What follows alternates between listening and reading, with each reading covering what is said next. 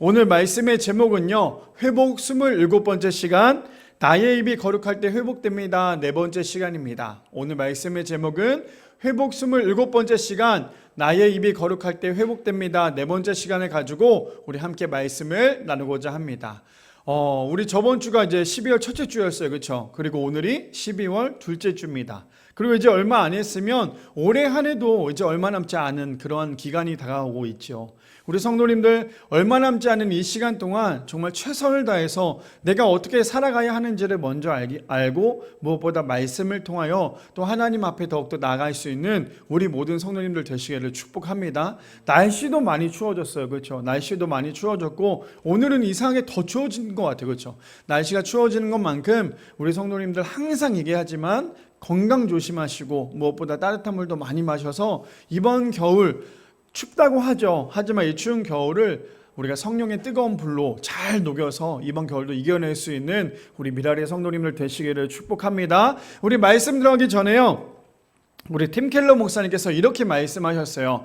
스스로 지혜롭다고 여기는 독선적 언어는 다른 사람을 해치고 자기 자신의 안전마저 위협하는 독소다라고 얘기를 합니다. 어떤 이야기인지 아시겠죠? 오늘도 우리가 언어에 대해서 이야기가 나올 거고, 오늘 특별히 우리가 읽었던 야고보서 3장 1절부터 12절까지 말씀은 오늘로 끝내지 않고요, 다음 주까지 이어져 나갑니다. 그래서 이 언어가 얼마나 중요한지 야고보서에는 아주 자세하게 야고보 사도는 이야기하고 있더라고요. 그래서 오늘도 이 말씀을 통해서 우리가 함께 나눠야 되는데, 그 중에서 팀 켈러 목사님께서 말씀하셨던 스스로 지혜롭다고 여기는 독선적 언어예요.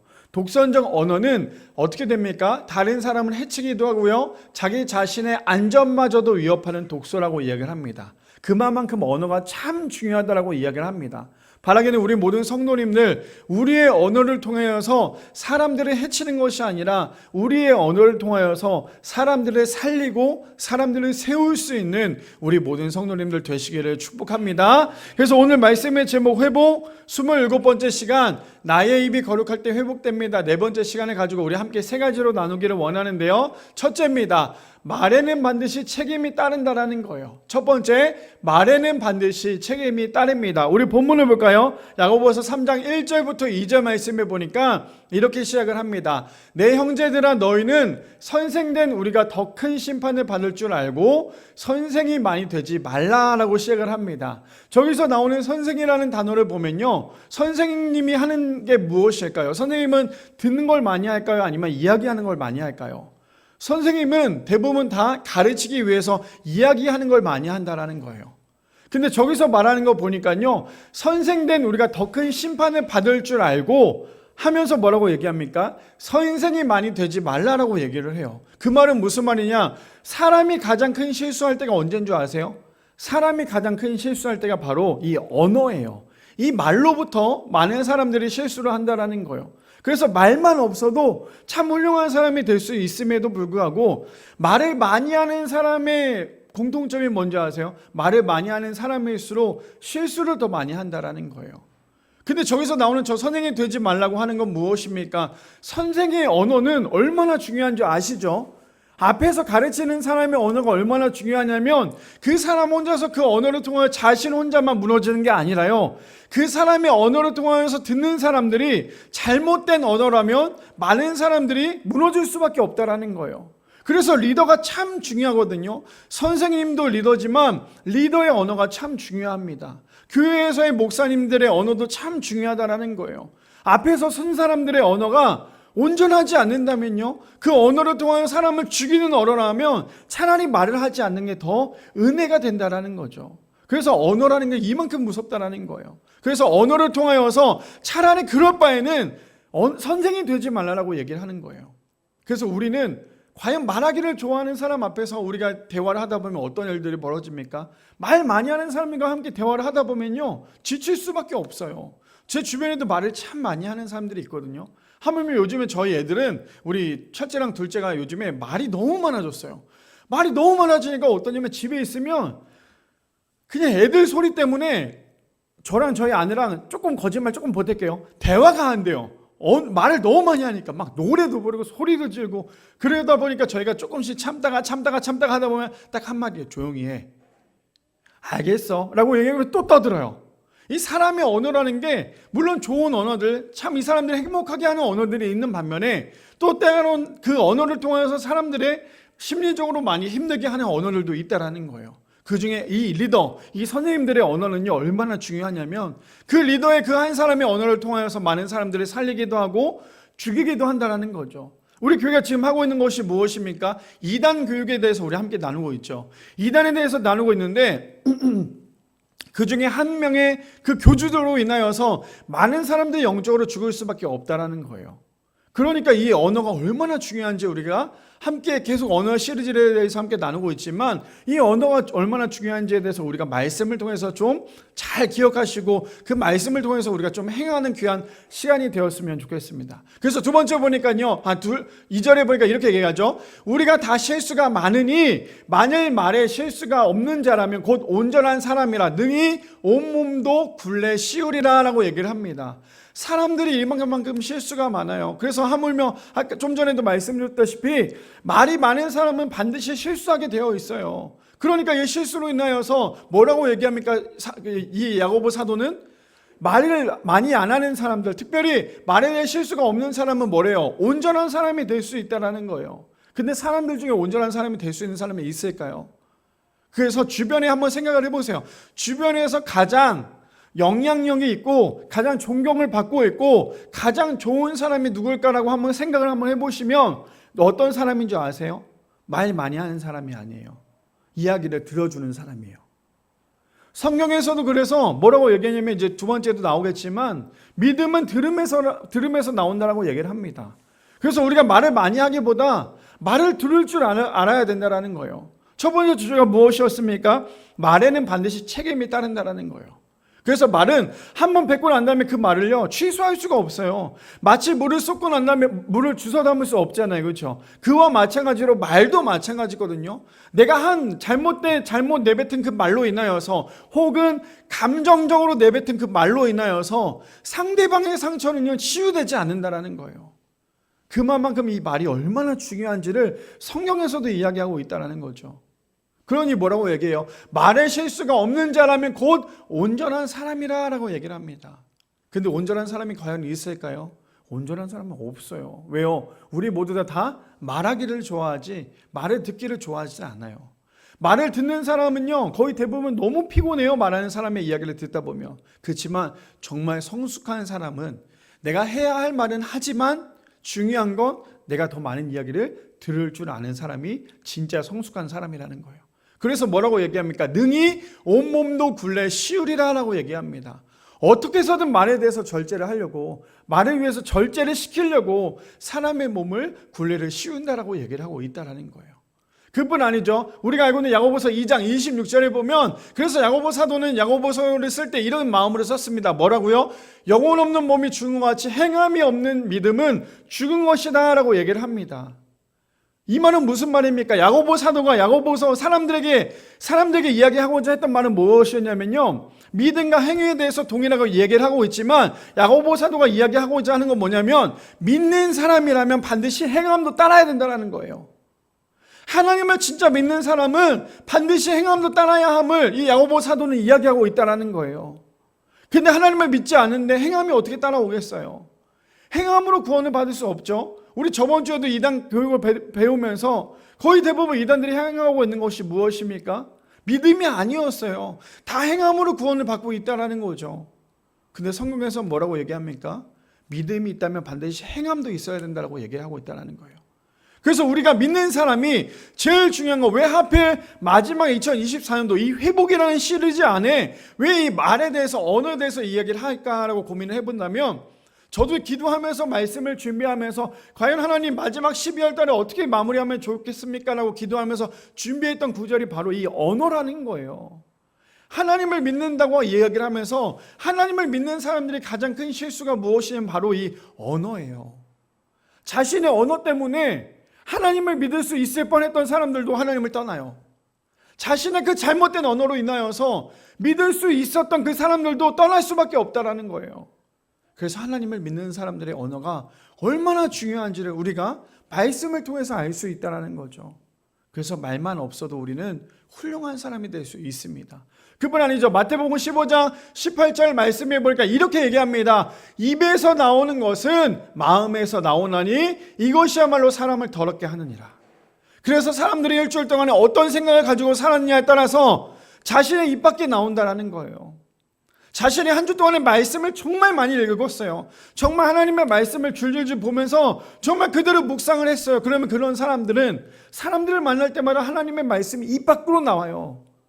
근데 그게 아니라 내 안에서 내가 한 주 동안에 살아가면서 불평불만 혹은 내가 다른 거에 더 관심을 가지면서 그대로 살아가고 있는 사람들은요, 사람들을 만날 때마다 그것이 입 밖에 나온다는 거예요.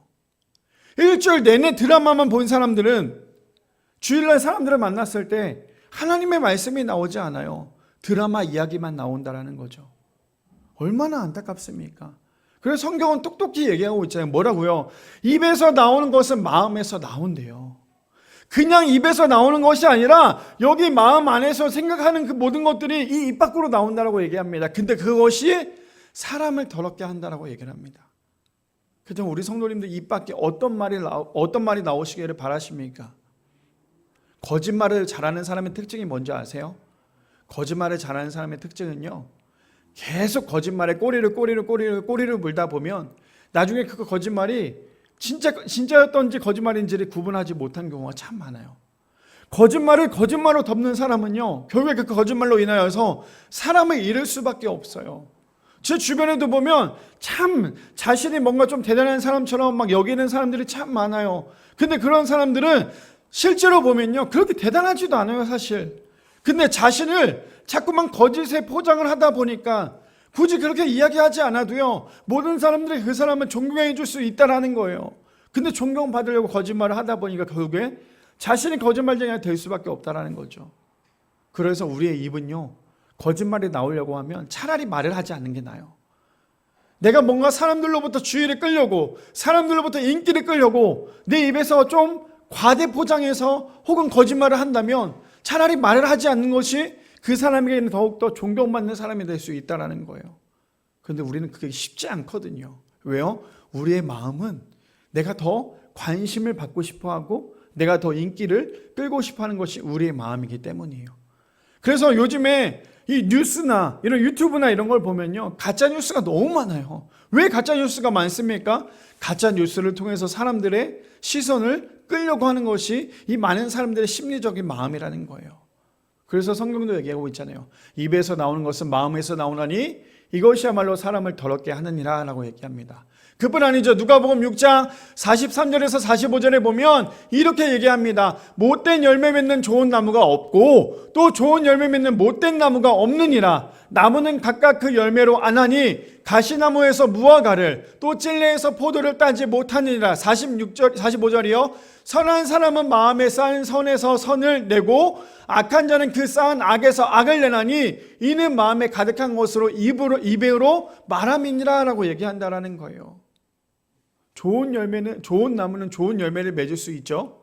근데 나쁜 나무는요, 좋은 열매를 맺을 수 없다라는 거예요. 그렇죠? 우리 성도님들은 지금 좋은 나무이십니까? 그래서 좋은 열매를 맺고 계십니까? 아니면 나쁜 나무인데 좋은 열매를 맺으려고 여전히 내 입에서 거짓말을 하고 계십니까? 성경은 그래서 계속 이야기하고 있는 거예요. 좋은 나무에서 좋은 열매가 맺을 수 있지만 나쁜 나무에서도 나쁜 열매가 나올 수밖에 없다라고. 바라기는 우리 모든 성도님들의 삶 가운데 좋은 나무가 돼서 선한 말을 할 수 있는, 사람들에게 굳이 하지 말아야 되는 안 하는 게 더 좋다라는 거예요. 괜히 사람들에게 상처 주는 말은 결국에 그들을 아프게 할 수밖에 없다는 거죠. 왜요? 마태복음 12장 36절에서 37절에 보면 이렇게 얘기합니다. 내가 너에게 이르노니 사람이 무슨 무익한 말을 하든지 심판날에 이에 대하여 신문을 받으리라. 내 말로 의롭다함을 받고 내 말로 정죄함을 받으리라 라고 얘기합니다. 그게 뭐예요? 내가 내뱉은 말로, 내가 한 말로 인하여서 결국에는 내가 심판을 받을 수밖에 없다라는 거죠. 그렇지만 우리의 언어는, 우리의 말은, 우리의 생각은, 우리의 행동은 과연 믿음을 가진 사람의 행동이십니까? 믿음을 가진 사람의 언어이십니까? 믿음을 가진 사람의 말이십니까? 우리가 이것을 좀 묵상해 볼 필요가 있다는 거예요. 그래서 잠언 말씀해 보면 잠언 13장 3절 아니요. 네. 죄송해요. 어디까지 왔죠? 잠언 13장 3절 말씀에 보면 이렇게 얘기하죠. 입을 지키는 자는 자기의 생명을 보존하나 입술을 크게 벌리는 자는 멸망이 오느니라 라고 얘기를 합니다. 그래서 우리의 입을 어떻게 해야 돼요? 지키는 사람이 되어야 된다는 거예요. 입을 크게 열리며 크게 벌리면 벌릴수록 결국에는 멸망이 온다라고 얘기를 합니다. 바라기는 우리 모든 성도님들 첫 번째 주제가 무엇이었습니까? 말에는 반드시 책임이 따른다라고 얘기를 합니다. 이거는 어린 아이뿐만 아니라 하물며 노년에 계시는 우리 어른들도 마찬가지예요. 우리의 언어를 통하여 결국에 내가 내뱉은 말 반드시 내가 그 말에 대해서 책임을 져야 된다는 거. 그래서 우리가 말을 한마디 할 때마다 정말 고민해보고 내 마음에서 끌어오른다 할지라도 내가 이것을 조금 더 생각해보고 묵상하다가 나의 입에서 내가 책임질 수 있는 말을 할 수 있는, 그래서 선한 말로 사람들에게 흘려보낼 수 있는 우리 모든 성도님들 되시기를 축복합니다. 두 번째입니다. 두 번째는 이렇게 얘기하죠. 말만 없어도 성공한 것이라고 얘기를 합니다. 두 번째는요, 말만 없어도 성공한 것입니다. 우리 본문 볼까요? 야고보서 3장 3절에서 4절 말씀에 보면 이렇게 얘기하죠. 우리가 말들의 입에 재갈을 물리는 것은 우리에게 순종하게 하려고 그 온몸을 제어하는 것이라 라고 얘기를 합니다. 그래서 우리가 우리의 입을 말하는 그 말에 대해서 우리가 최대한 제어할 수 있는 그러한 삶을 살아야 된다는 거예요. 내가 무조건 내 생각대로 막 내뱉는 말이 아니라 내 말을 최대한 조심스럽게, 내가 점점, 우리 그런 거 있죠. 어렸을 때는 막 얘기를 해요. 그래서 저는 청소년 상을 오래 하다 보니까 청소년 아이들까지 보면 어떤 걸 많이 하냐면 거의 대부분 일반 언어에서 욕이 더 많아요. 아시죠? 욕을 많이 합니다. 근데 중요한 건 뭔지 아세요? 그 청소년 아이들은 이게 욕인지 몰라요. 왜 욕인지 모릅니까? 애들끼리 그냥 하는 말이기 때문에, 이게 욕인지 모른다는 거예요.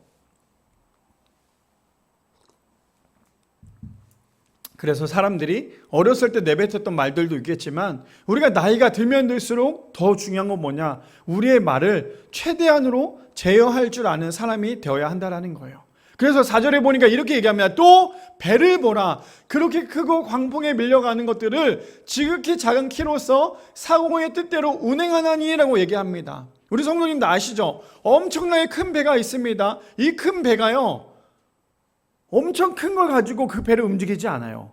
엄청나게 큰 배는요, 아주 작은 키를 가지고 그 배를 움직이더라는 거예요. 그 키를 어떻게 해요? 그냥 이렇게만 누르면 그 키가 이렇게 왔다 갔다 하면 엉덩이 쪽에 그 키가 있잖아요. 그렇죠? 그러면 커다란 그 크루즈도 그 배가 움직일 수 있다는 거예요. 그 말은 무엇이냐? 우리의 몸이 아무리 커다란 우리의 몸이라 할지라도요, 우리의 몸, 우리의 마음을, 우리의 생각을 움직이는 것이 무엇이라? 바로 저 말이라는 거예요. 그래서 4절에 이렇게 얘기하죠. 또 배를 보라. 그렇게 크고 광풍에 밀려가는 것들은 지극히 작은 키로서. 그래서 우리의 몸이, 우리가 영적으로 죽을 수 있는 가장 큰 원인이 뭔지 아십니까? 바로 나의 잘못된 혀로 인하여서. 우리의 몸에서 이 혀는요, 그렇게 크게 큰 부위를 차지하지 않아요. 그렇죠? 손과 발은 우리의 더 큰 부위를 차지할 수 있다는 거예요. 머리도죠. 근데 우리의 몸에서 이 혀는 정말 지극히 작은 하나의 지체이죠. 근데 이 작은 지체인 이 혀가 결국엔 어떻게 됩니까? 우리의 몸을, 우리의 영적인 모든 것을 죽이기도 한다라는 거예요. 그런데 우리 성도님들, 이 혀를 우리가 어떻게 해야 될까요? 더욱더 하나님 앞에 더욱더 정직하게 나가야겠죠. 그래야지만 우리가 하나님 앞에 온전히 살아갈 수 있다는 것입니다. 그뿐 아닙니다. 그래서 철학자 에픽테도스 이분이 이렇게 얘기를 했어요. 뭐라고 얘기를 했냐면, 말하는 것의 두 배를 들으라고 우리는 두 개의 귀와 하나의 입을 가지고 있다라고 얘기를 합니다. 다시 한 번 더 말씀드릴게요. 말하는 것의 두 배를 들으라고 우리는 두 개의 귀와 하나의 입을 가지고 있다라고 얘기를 합니다. 우리의 이 신체를 보세요. 우리는 귀가 두 개가 있고요, 입은 하나가 있어요. 왜 입이 하나고 귀가 두 개일까요? 더 많은 이야기를 들으라고 우리에게는 두 귀가 생겨 있는지도 모릅니다. 그러니 우리 성도님들, 두 번째 주제가 무엇이었어요? 이거였잖아요. 말만 없어도 성공한 것이다. 그때 우리 성도님들, 과연 우리의 인생 가운데 성공하는 인생을 살아가고 계십니까? 아니면 여전히 우리의 말로 인하여서 성공이 아니라 잘못된 길을 걸어가고 계십니까? 그래서 우리 계속 보자면 마태복음 6장 7절 말씀에 보면 이렇게 이야기를 합니다. 또 기도할 때 이방인과 같이 중언부언하지 말라. 그들은 말을 많이 하여야 들으실 줄 생각하느니라 라고 얘기를 합니다. 그래서 기도도 마찬가지예요. 우리가 기도를 많이 한다고 그 기도가 응답되는 것이 아니라는 거예요. 기도를 할 때 어떻게 해야 된대요? 중언부언하지 말라라고 얘기를 합니다. 그래서 우리의 말은, 우리의 언어는, 물론 기도는 많이 하면 많이 할수록 좋겠지만 더 중요한 건 기도에 대한 내용이 더 중요하다는 거예요. 그와 마찬가지로 사람들과 대화할 때도 말을 많이 하면 좋겠지만 사람들과 대화할 때도요, 내용이 더 중요하다는 거예요. 그걸 성경은 이야기하고 있다는 거죠. 그뿐 아닙니다. 로마서 10장 17절 말씀에 보면, 그래서 아까 제가 말씀드렸던 이 말씀이 여기 나옵니다. 그러므로 믿음은 들음에서 나며 들음은 그리스도의 말씀으로 말미암았느니라 라고 얘기를 합니다. 그래서 우리가 신앙도 마찬가지고 우리의 삶도 마찬가지지만 말하기보다 뭐 해야 된다고요? 들어야 한다는 거예요. 사람들은 듣는 걸 참 힘들어해요. 뭐든지 말하기를 좋아하지 듣기를 원하지 않아요. 그래서 하물며 그런 거 있죠. 사람들은 아까 전에 우리 첫 번째 주제와 마찬가지로 가르치려고 하는 사람들은 참 많아요. 근데 그 가르치려고 하는 사람들은 많지만 정작 들으려고 하진 않아요. 가르치는 사람들의 말이 다 맞을까요? 그건 아니거든요. 근데 그럼에도 불구하고 자신의 그 짧은 지식으로 인하여서 끊임없이 그것을 가르치려고 얘기해요. 그러다 보면 그 말이 다 맞지는 않는다라는 거예요. 그래서 우리 하나님을 믿는 사람들은 말을 많이 하기보다 어떻게 해야 된다고요? 많이 들을 줄 알아야 한다라는 거예요. 자, 우리 전도서 7장 5절 말씀에도 이렇게 얘기합니다. 지혜로운 사람의 책망을 듣는 것이 우매한 자들의 노래를 듣는 것보다 나으니라. 어떤 내용인지 아시겠어요? 차라리 지혜로운 사람의 책망을 듣는 게 더 낫다라는 거예요. 그러니 우리가 사람들이, 리더들이, 우리가 지금 주변에도 보면 알겠지만 수많은 리더들이요, 제일 쉽게 넘어지는 이유가 뭔지 아세요? 저도 마찬가지고. 리더들이 제일 쉽게 넘어지는 이유가 뭐냐면요, 주변에 반대적인 이야기를 하는 사람이 없어요. 그냥 다 자기가 듣기 좋은 소리만 듣는 사람들로만 다 주변에 냅뒀어요. 그러다 보니까 발전이 없거든요. 때로는 나의 입이 내가 얘기를 했을 때 그것이 잘못됐으면 잘못했다라고 얘기할 줄 아는 사람이 있으면요, 더 많은 성장을 할 수 있는 거예요. 근데 여전히 주변에는 무조건 다 오케이, 무조건 다 괜찮습니다, 이 얘기만 하다 보니까 결국에는 모든 일들이 제대로 이루어지지 않는다라는 거예요. 때로는 나를 통하여서 내가 성장하기 위해서, 내 자신이 성장하기 위해서 나와 반대인 사람과 함께 일을 해야 되는 경우도 있다라는 거예요. 무조건 내 말이 다 맞진 않거든요. 그래서 그들의 이야기도 들을 줄 알아야 된다는 거예요. 그래서 뭐라고 얘기합니까? 지혜로운 사람은, 어떤 사람이요? 지혜로운 사람은요, 책망을 들을 줄 알아야 된다는 거예요. 근데 지금 말하는 건 뭡니까? 우매한 자들의 노래를 듣는 것보다 낫대요. 그렇다면 우리 성도님들은 지혜로운 사람이 되어서 책망을 듣기를 원하십니까? 아니면 여전히 우매한 사람이 되어서 노래를 듣기를 원하십니까? 옆에서 달콤하게 괜찮습니다, 좋습니다, 무조건 오케이 하는 사람의 이야기, 물론 그게 정말 좋으면 좋다고 얘기할 수 있겠죠. 근데 누가 봐도 그게 아니라면, 거기서 아닌데도 불구하고 좋다고 얘기하는 사람의 이야기를 들으면 지금 그 순간에는 좋을 수 있겠지만 결국에 그것 때문에 모든 일들이 다 망가질 수밖에 없다라는 거예요. 그래서 뭐라고 얘기합니까? 말만 없어도 성공한 것이다 라고 얘기합니다. 그래서 잠언 12장 18절에 보면 이렇게 얘기하죠. 칼로 찌른 같이 함부로 말하는 자가 있거니와 지혜로운 자의 혀는 양약과 같으니라 라고 얘기를 합니다. 그렇다면 우리는 어떤 사람입니까? 우리의 언어를 통하여서 칼로 찌르는 그런 언어를 하고 계십니까? 여전히 나의 말, 내가 기분이 좀 나쁘다고, 내가 좀 기분이 상하다고, 그래서 여전히 상대방에게 저렇게 칼로 찌르는 말로 인하여서 그 사람에게 상처를 주고 계시는 것이 우리의 성도님들이십니까? 정말 그런 거라면 우리 반드시 회개해야 된다는 거예요. 내 감정이 상했다 할지라도, 내 마음이 안 좋다 할지라도 우리의 언어는 반드시 그 감정대로 나와서는 안 된다는 거예요. 왜요? 그 언어가 뭔데요? 그 감정이 무엇입니까? 칼로 찌른 같이 함부로 말하는 자가 있거니와 지혜로운 자는 혀의 양약과 같으니라 라고 얘기하는 거예요. 우리의 감정대로 쏟아붓는 것이 아니라, 우리의 감정대로 이야기하는 것이 아니라 지혜로운 말이 되어서 우리의 언어를 통하여 그것이 양약이 될 수 있는 우리 성도님들 되시기를 축복합니다. 그뿐 아니죠. 마지막에 13장 10절에 보면 이렇게 얘기합니다. 교만에서는 다툼만 일어날 뿐 아니라 권면을 듣는 자는 지혜가 있느니라 라고 얘기한다라는 거예요. 교만한 사람들끼리 모이면요, 다툼밖에 없어요. 왜요? 계속 말만 하려고 하거든요. 교만한 사람의 특징이 무엇인 줄 아세요? 남의 이야기 듣지 않아요. 오로지 자신의 이야기만 한다라는 거예요. 그러니 뭐라고 얘기해요? 교만에서는 다툼만 일어날 뿐 아니라 겉면을 듣는 자가 지혜가 된다라는 거예요. 바라기는 우리 모든 성도님들 말만 없어도 성공한 거라고 얘기를 합니다. 그렇다면 우리는 말만 없어서 성공한 사람이 되시겠습니까? 아니면 여전히 내가 내 주장을 다 펼치느라고 성공한 사람이 아니라 실패한 인생을 사시겠습니까? 결국에 내가 내뱉은 말은요, 결국 그 말이 다시 나에게 돌아올 수밖에 없다는 사실, 그것을 꼭 기억하시는 우리 모든 성도님들 되시기를 축복합니다. 마지막 세 번째입니다. 마지막 세 번째는요, 우리의 언어가 예수님께 시선을 돌리게 하는 언어가 되어야 된다는 거예요. 마지막 세 번째는요, 우리의 언어가 예수님께 시선을 돌리게 하는 그런 언어가 되어야 합니다. 우리 본문 볼까요? 본문 야고보서 3장 5절 말씀에 보면 이렇게 이야기합니다. 이와 같이 혀도 작은 지체로 돼 큰 것을 자랑하도다. 보라, 얼마나 작은 불이 얼마나 많은 나무를 태우는가라고 얘기를 합니다. 5절에 다시 한 번 더 읽어드리면 이와 같이 혀도 작은 지체로 돼 큰 것을 자랑하도다. 보라, 얼마나 작은 불이 얼마나 많은 나무를 태우는가라고 얘기를 합니다. 그래서 우리의 이 작은 혀가요, 얼마나 중요한지 성경은 이야기하고 있다라는 거예요. 작은 불 아시죠? 우리 지금 어때요? 우리나라는요, 지금 굉장히 건조한 나라예요. 그렇죠? 그래서 이 작은 불씨가 하나 떨어지면 산이 불나요. 그래서 불이 나면 어떻게 됩니까? 우리 보통 지금 이때 되면 건조하다 보니까 그 불씨 하나로 인하여서 뉴스를 보면 많은 것들이 나오잖아요. 담배 꽁치 하나 때문에 큰 산을 태워버린다라고 얘기하잖아요. 그와 마찬가지로 작은 불씨로 인하여서 큰 산들을 태우고 있다는 거예요. 무슨 말이냐? 우리의 작은 혀로 인하여서, 작은 입술로 인하여서 많은 사람들을 죽이고 있는 것이 우리의 모습이 될 수 있다는 거예요. 근데 세 번째 주제가 무엇이었어요? 우리의 언어가 예수님께 시선을 돌리게 하는 그런 언어가 되어야 된다는 거예요. 그렇다면 나의 언어가 믿지 않는 사람들에게 과연 예수님께 시선을 돌리게 하는 언어이십니까? 아니면 여전히 나의 언어로 인하여서 그 사람들 교회를 못 나오는 그러한 상황 가운데 살아가고 계십니까?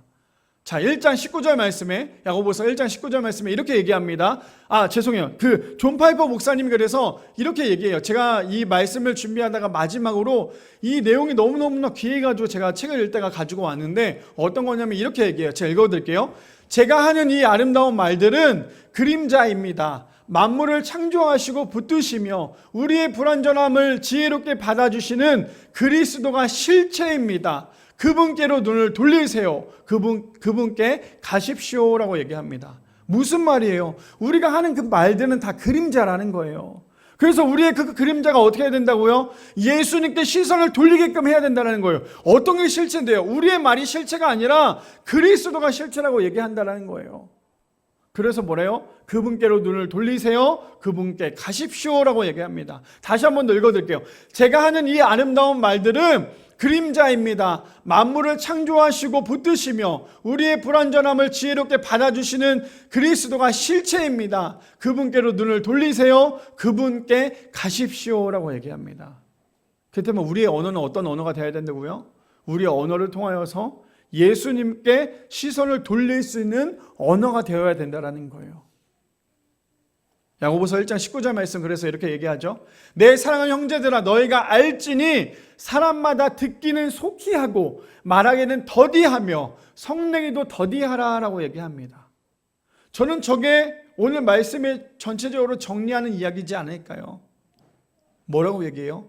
듣기는 속히 하고 말하기는 더디하고 성내기도 더디하라고 얘기합니다.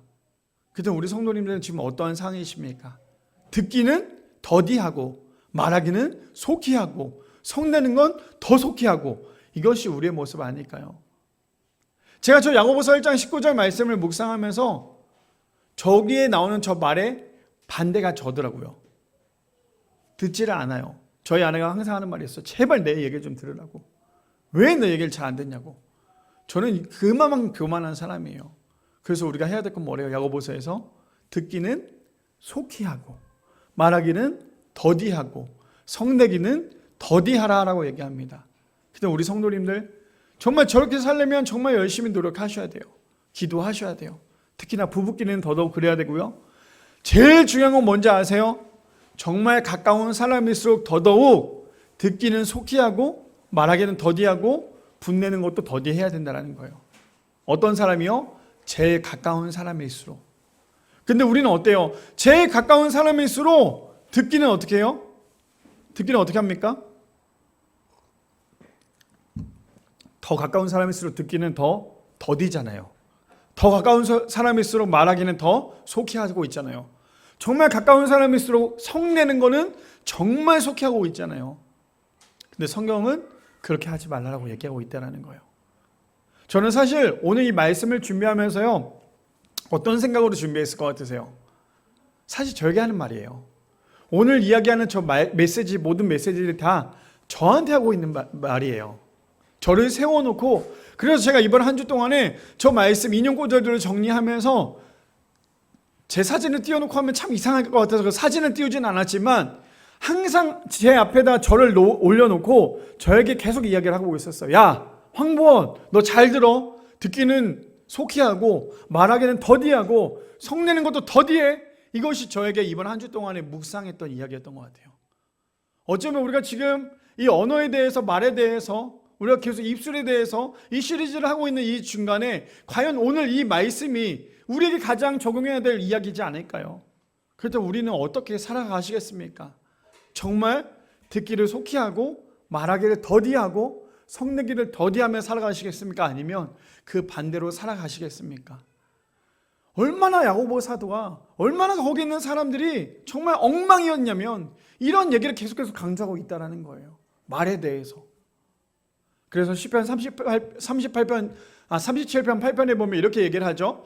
분을 그치고 노를 버리며 불평하지 말라. 오히려 악을 만들 뿐이니라 라고 얘기합니다.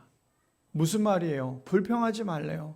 불평은 절대로 상대방을 살리지 않아요. 불평하는 사람은요, 절대로 상대방을 죽일 수밖에 없다라는 거예요. 그래서 불평하지 말라. 오히려 뭘 만든대요? 악을 만들 뿐이니라. 불평하는 사람의 입술에서 선한 이야기가 나오지 않아요. 불평하는 사람의 입술에서 선한 말 하는 사람 보셨어요? 그거는 그런 불평이 아니에요. 그래서 뭐래요? 분을 그치고 노를 버리며 불평하지 말라. 오히려 악을 만들 뿐이니라. 저걸 하면 누가 제일 좋아할까요?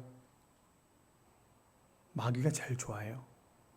그럼 우리 성도님들 마귀에게 속한 사람이 되시겠어요?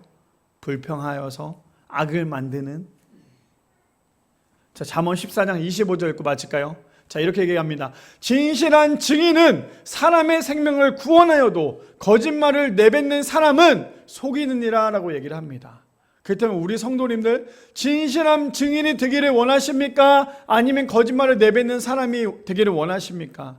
제가 서두에도 말씀드렸죠. 거짓말은요, 결국에 그 거짓말로 인하여서 거짓말하는 사람이 그 거짓말이 거짓말인지도 몰라요.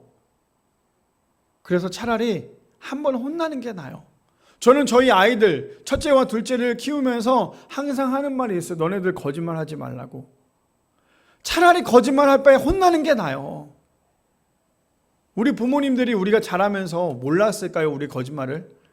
우리 다 얘기하잖아요. 엄마 어렸을 때 엄마 문제집 사야 되니까 돈을 좀 주십시오. 엄마 참고서 사야 되는데 돈을 좀 주세요. 엄마 학원 다녀야 되니까 학원비를 주세요. 솔직히 공부도 하나도 안 하면서 무슨 문제집, 무슨 참고서, 무슨 학원이겠어요. 근데 내가 돈이 필요하니까. 근데 엄마 나에게 돈을 좀 주십시오라고 하면 엄마가 돈을 줄까요? 여기 저희 아버지가 앉아 계시지만 저희 아버지는 어렸을 때 제가 돈 달라면 돈 절대 안 줬어요. 아빠 나 돈을 좀 줘요 하면 아빠 돈을 그러니까 제 입에서 항상 거짓말을 할 수밖에 없었겠죠. 그러면 그 거짓말을 이해하는 엄마는 돈을 조금씩 줬어요. 그럼 그 돈을 가지고 어때요? 오락실을 가겠죠. 오락실 가서 열심히 쓰고 오면 그것이 저에게는 문제집이었고요. 그것이 저에게는 참고서였어요. 자, 우리 성도님들, 그렇다면 진실한 증인은 사람의 생명을 구원하여도 거짓말을 내뱉는 사람을 속인다라고 얘기하는 것처럼 우리의 입술을 통해서 우리는 그렇다면 어떻게 살아가기를 원하십니까? 진실된 언어로 살아가시기를 원하십니까? 아니면 여전히 내가 좀 더 사람들로부터 좀 더 많은 것들을 받으려고 시선의 집중을 받고 싶어서 여전히 거짓말하고 하면서 사시겠습니까? 바라기는 우리 모든 성도님들, 우리가 사랑하는 그 모든 순간들이 우리의 언어를 통하여서, 하나님께서 우리의 언어를 지으신 것은 우리의 언어를 통해서 하나님을 찬양하고, 또 그 언어를 통해서 죽은 사람들을 살리라고 우리에게 언어를 주신 거지, 우리의 언어를 통해 불평불만 하라고 주신 것이 아니라는 거. 그래서 우리 언어를 통하여 끊임없이 하나님을 찬양하고 하나님이 예배할 수 있는 우리 모든 성도님들 되시기를 축복합니다. 그래서 제가 이번 한 주 동안에 어쩌면 12월 30일의 마지막까지 이 찬양을 우리 성도님들과 함께 나누고 싶어요. 그 찬양이 뭐냐면, 제가 이번 한 주 동안에 이 언어에 대해서 묵상을 하면서 나는 과연 어떠한 삶을 살아야 될까라고 생각을 하다 보니까 이 찬양이 떠올랐는데, 어떤 찬양이냐면, 제가 가사를 읽어드릴게요. 찬양의 제목은 주의 자녀로 산다는 것은 이라는 찬양의 제목이에요. 이렇게 얘기합니다. 주의 자녀로 산다는 것은 불 가운데로 걸어가는 것, 그 속에서 신실하게 날 지키시는 그 손길을 경험하는 것. 저는 이 찬양의 찬양을 이번 한 주 동안에 1시간짜리가 있더라고요. 그래서 제가 일을 하면서 저 찬양 계속 들었거든요. 들으면서 정말 눈물이 계속 났어요. 주의 자녀로 살아간다는 것은 평범하지 않아요. 주의 자녀로 살아간다는 것은 쉽게 주의 자녀로 살아갈 수 있는 게 아니라는 거예요. 1절 다시 한번 읽어드릴게요. 주의 자녀로 산다는 것은요, 불 가운데로 걸어가는 것이래요. 그 속에서 신실하게 날 지키시는 그 손길을 경험하는 것. 2절입니다. 이렇게 얘기하죠. 주의 자녀로 산다는 것은 바다 위로 걸어가는 것, 내 온몸을 덮쳐오는 폭풍 속에서 잠잠히 주 바라보는 것. 세 번째입니다. 주의 자녀로 산다는 것은 나도 그들을 용납하는 것, 나를 위해 달리신 십자가 사랑, 그 사랑으로 살아가는 것. 마지막 4절이요. 주의 자녀로 산다는 것은 주님과 함께 동행하는 것, 주께서 지신 십자가 기꺼이 지고 주와 함께 걸어가는 것. 저 내용의 결과가 무엇인 줄 아세요? 이렇게 얘기해요. 첫 번째, 불 가운데 걸어가는 것. 두 번째, 바다 위로 걸어가는 것. 세 번째, 그들을 용납하는 것. 네 번째, 주님과 함께 동행하는 것. 근데 이것에 대한 정답이 뭐냐면요, 우리가 해야 될 것은 그 손길을 경험해야 되고요, 잠잠히 주를 바라봐야 되고요, 그 사랑으로 살아가야 되고요, 제일 중요한 건 주와 함께 걸어가야 한다는 거예요. 그래서 후렴은 이렇게 얘기합니다. 어떻게 해요? 때로는 불 가운데 휩싸일 때도, 폭풍 가운데 무너질 때도 주님 내 곁에 함께 하시네, 가장 가까이에 함께 하시네. 우리 성도님들 어려우세요? 힘이 드세요? 고통스러우십니까? 내가 지금 걷고 있는 그 길이 불 같은 그런 길이십니까? 근데 중요한 건 뭔지 아세요? 가장 가까이에 주님이 우리와 함께 하신다는 거예요. 우리 이 시간에 이 찬양 부르시면서 우리 함께 기도할까요?